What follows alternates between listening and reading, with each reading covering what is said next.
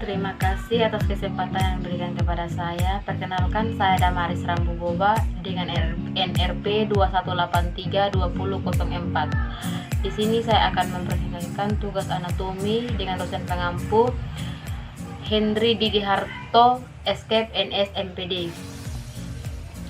Di sini saya akan mempresentasikan tentang sistem endokrin. Sistem endokrin adalah suatu kelenjar yang mengirim hasil sekresi langsung ke dalam darah yang beredar dalam jaringan dan mengekskresikan zat yang disebut hormon. Kelenjar endokrin merupakan kelenjar buntu atau tanpa saluran yang mengekskresikan hormon untuk mempengaruhi organ-organ lain. Yang pertama itu sitoplasma. Sitoplasma terletak di bawah otak besar, pusat koordinasi sistem saraf otonom utama. Yang ketiga, berperan dalam koordinasi sistem saraf, sistem tak akut, dan berani berperilaku seksual. Fungsi hipotalamus yang pertama memelihara homeostasis atau regulasi internal.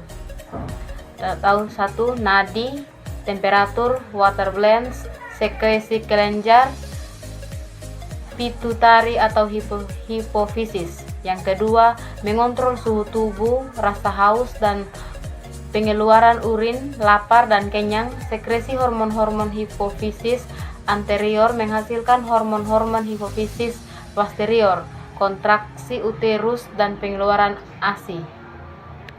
Yang kedua, kelenjar pineal.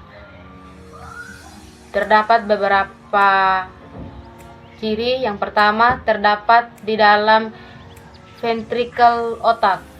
Yang kedua, bentuknya kecil seperti kerucut. Yang ketiga, warna kemerahan abu-abu. Yang keempat, kelenjar ini terdiri dari sel-sel penting pineoasid yang dikosongkan oleh sel-sel glia.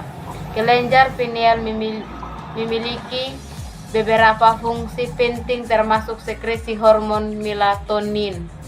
Fungsi kelenjar pineal yang pertama, memproduksi melatonin untuk meregulasi siklus tidur, berperan dalam regulasi kerja kelenjar pituitari, mempengaruhi sekresi hormon seks, membantu metabolisme obat, tempat untuk mengatur pigmentasi kulit. 7. Berhubungan dengan sel-sel sensitif di cahaya.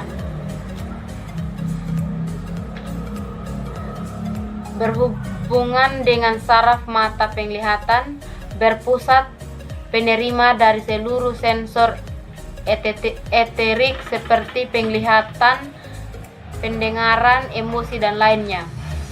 Mengatur waktu biologis yang berhubungan dengan musim dan cahaya, mengatur suhu tubuh sebagai mata ketiga, dan berhubungan dengan rohani. Yang berikutnya, kelenjar hipofisis. Kelenjar hipofisis adalah kelenjar endokrin seukuran kacang, penghasil hormon dengan berat sekitar 0,5 gram yang terletak di bagian bawah tengkorak, terjepit di antara saraf optik pada manusia. Kelenjar pituitari mengekskresi hormon. Yang berikutnya, kelenjar pituitari. Kelenjar pituitari adalah hipofisis adalah kelenjar produsen hormon-hormon tertentu yang bertindak sebagai pengendali berbagai aspek tubuh manusia. Yang keempat, kelenjar tiroid. Kelenjar tiroid merupakan salah satu kelenjar endokrin yang terdapat dalam tubuh manusia yang terletak di bagian depan leher. Yang berikutnya, kelenjar paratiroid. Kelenjar paratiroid adalah kelenjar penghasil hormon paratiroid yang berperan penting dalam mengatur kadar kalsium dalam darah. Yang keenam, timus. Kelenjar timus adalah kelenjar kecil yang ada pada dasar menghilang seiring bertambahnya usia, tetapi memainkan peran penting dalam imunitas dan autoimunitas sebagai seumur hidup seseorang. Yang ketujuh, kelenjar adrenal. Kelenjar adrenal merupakan kelenjar kecil yang berperan dalam memproduksi beberapa jenis hormon di dalam tubuh. Kedelapan, kelenjar pankreas. Kelenjar pankreas adalah sekelompok sel terletak pada pankreas dan dikenal dengan pulau-pulau Langerhans. Struktur kelenjar pankreas. Adapun beberapa kelenjar pankreas memiliki pulau yang disebut dengan Langerhans yang berupa kelompok sel kecil dan bersebar di seluruh area pankreas. 9. Ovarium. Ovarium terdapat pada wanita, terletak pada ovarium di samping kiri dan kanan uterus. Fungsi uterus sebagai kelenjar endokrin.